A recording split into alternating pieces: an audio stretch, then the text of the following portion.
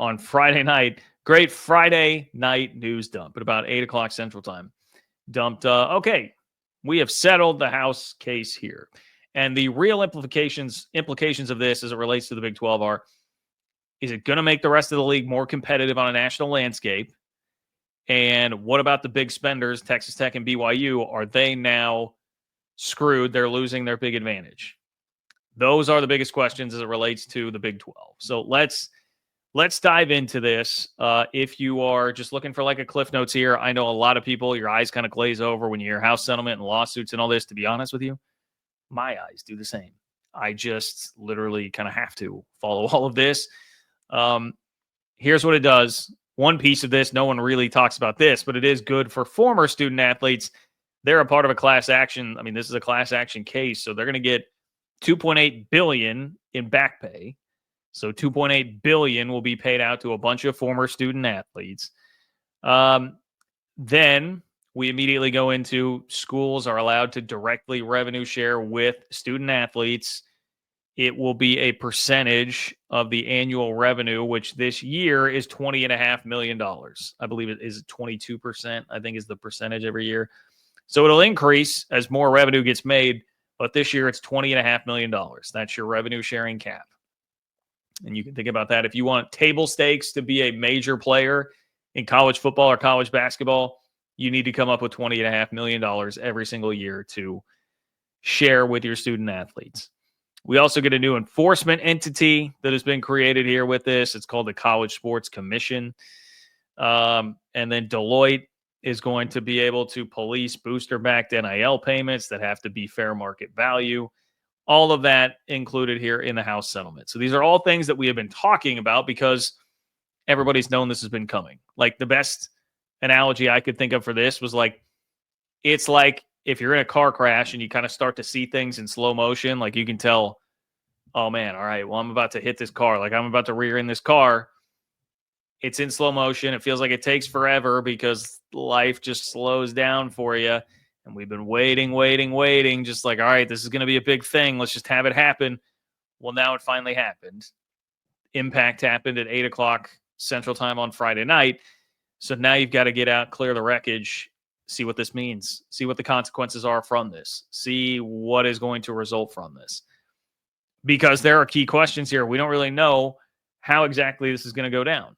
The big question that is on the mind of most, and why you're seeing a bunch of panicky quotes out there that I'll read to you in just a moment. The big question is, how seriously will Deloitte actually be able to adjudicate fair market value? Like how supposedly any NIL deal over $600 that's not a revenue sharing deal. So anything that would come from a collective, which right now is a free for all, a donor can just write a $4 million check, give it to a player, doesn't matter. Now, if you're going to do that, Deloitte would come in and say, all right, well, it's $4 million fair market value for whatever it is that you're going to have this student athlete do, which that's something else. It would have to be an exchange there, like sign some autographs or something. Is that worth $4 million? Probably not. If you're asking me, John, how will, like logistically, how would all of this even go? Well, Ross Dellinger from Yahoo Sports does have an answer for that. He gives the example, Deloitte may deem a submitted $100,000 deal between an athlete and third party to actually be valued at $50,000. The player can alter the deal to align with the clearinghouse's suggested figure, or the school can cover the difference by accepting a reduction. Okay, so the school could cover the difference with the rev share cap. So either you've got to alter the deal and just say, all right, fine, I'll just take 50 grand instead of 100 grand, or the school has to chip in, but then it counts against the rev share cap. Deals rejected for a second time. So first time you can appeal here.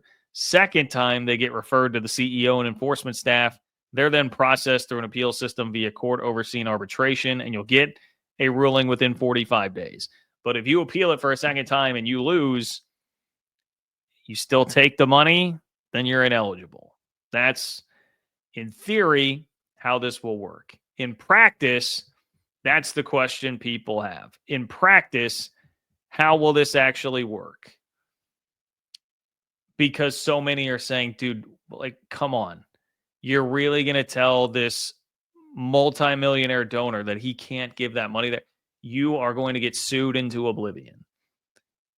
That's what the anticipation is right now. This is going to lead to a bunch of lawsuits over this, that you can't actually legally limit how much a player could make in trying to determine fair market value, which is why there's this whole other piece going on right now in Congress and perhaps with the president, where leaders in the NCAA are trying to make it so that can't be something, like everything gets codified in terms of not being able to, well, in the settlement, everything gets codified and you can't come in and just sue every little thing like that. That is what they are seeking. That's not there right now.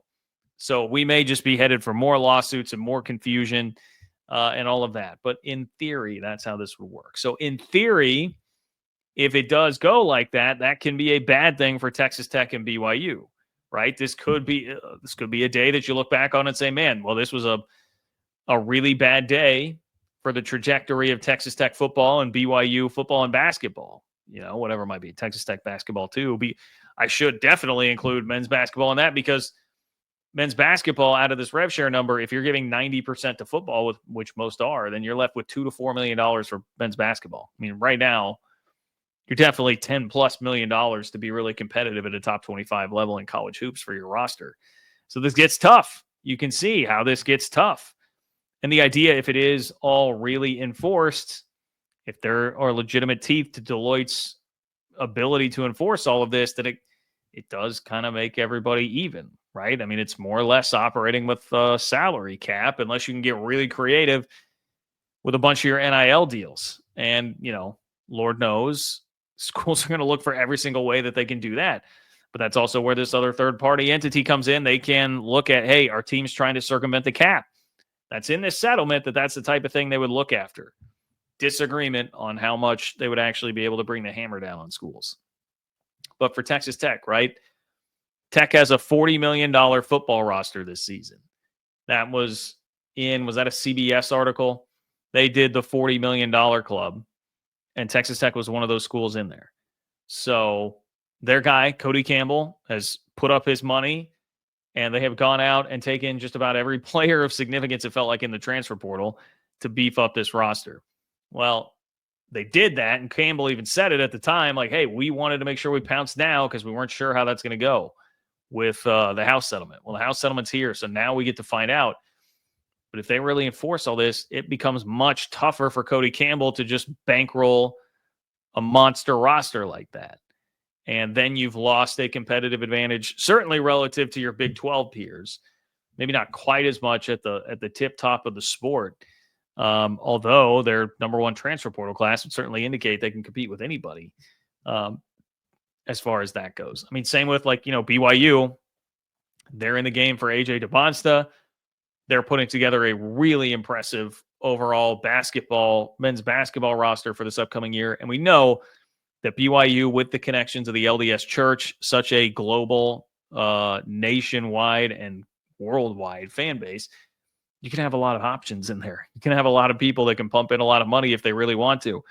You've got a built-in advantage over a lot of schools across the country, but certainly a lot of schools in the Big 12, your peers in this conference. So how much is that really going to hurt you now if this is actually enforced? There's also a part, I think, of both schools that would have to sort of say, like, long term, could we have really kept up with that arms race at like the tip top of the sport? But that's kind of what like everybody is asking right now. What happens after 10 years of this? And if table stakes to just even be in the game at the top of the sport is like a $40 million football roster, how much donor fatigue are you going to have over 10 years if you've hired a bad coach and all that money's been pumped into a bunch of 5 and 7 seasons, right? Like, where do things start to go from there? That may not be in everybody's best interest anyway. But for now, I can understand how a Tech or a BYU fan would be looking at this like, damn, I'm not sure if this is great. I'm not sure if this is great news for us. There are a lot of unintended consequences that could come from this. People are very afraid that this will lead to a return to under the table bags of cash, party like it's 2019 and you're an SEC student athlete just getting a paper bag full of cash at your locker. There is a concern and a thought that that's where we would be going back to, because teams are going to find a way to push the envelope somehow, some way. They're going to push the envelope as much as they can. We see it all across the sport right now. Look no further than Again, like Greg Sankey talked about it last time, they're trying to sneak ESPN FPI in there to be a reason to pick playoff team. Like what? They'll stoop to anything. They're floating trial balloons of like, we'll use TV ratings to determine which conference gets more playoff bids and all this stuff. Like everybody is going to be angling for something, and they will stop at nothing to figure it out. So people will definitely try to figure out how to circumvent the cap. We're just going to have to see what happens. How many lawsuits come out of this? What can happen in Congress by the time lawsuits start getting there? Can they figure anything out? I am certainly pessimistic on like something tangible getting done before it does just turn into a bunch of lawsuits and we're just still waiting and not exactly knowing how all this is going to go. Like we already saw an example of what this could be. If there are lawsuits, and the lawsuits being over the fair market value piece of this, lawsuits being over like Title IX, there are a lot of ways that this could get brought up. And if you are just like waiting on a judge's decision on something, it makes it really hard to know how to operate if you're a school.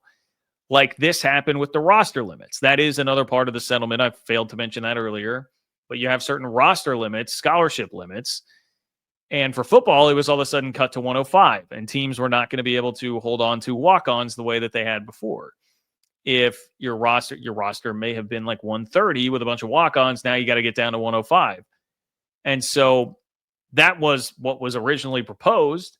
But then it was, the judge didn't really like it. No one was exactly sure how that was going to go down. But the transfer portal deadline was coming up. So coaches had to just cut players to give them a chance to hop in the portal. And then it came back that they said, oh, wait, we can grandfather in the roster limits. So then you didn't actually have to, but a lot of schools had already cut a bunch of these guys free. That's an example of like what this could be. Like people will be like, what do we do? We've got to take action, but we don't really know what the end result's going to be here.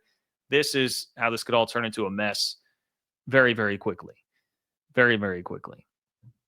Here's a little bit more context from Ross Dellinger. He says, with its approval, the settlement ushers into college sports a more professionalized framework, but one that many believe is ripe for legal scrutiny. Already, attorneys are gearing up for future legal challenges over, at the very least, the new NIL clearinghouse, Title IX, and the capped compensation system.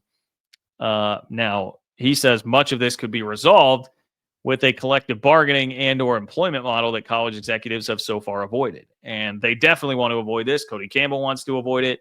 Greg Sankey wants to avoid it. Anybody that you hear talk about high up the food chain in college athletics, they do not want to go that route. So that's what they're trying to get congressional help with. They don't want to have to go that way. Dellinger says on that front, step 2 may even be more difficult. Lawmakers producing a congressional bill to codify the settlement terms and protect the NCAA and power conferences from legal challenges over enforcement of their rules. 5 U.S. senators have been meeting regularly in serious negotiations over legislation, but no agreement has been reached. So, yeah, that's a pretty good overview of where things are at right now. Now, how are people reacting to this? With a bunch of panic. And I will get to more on that in just a moment.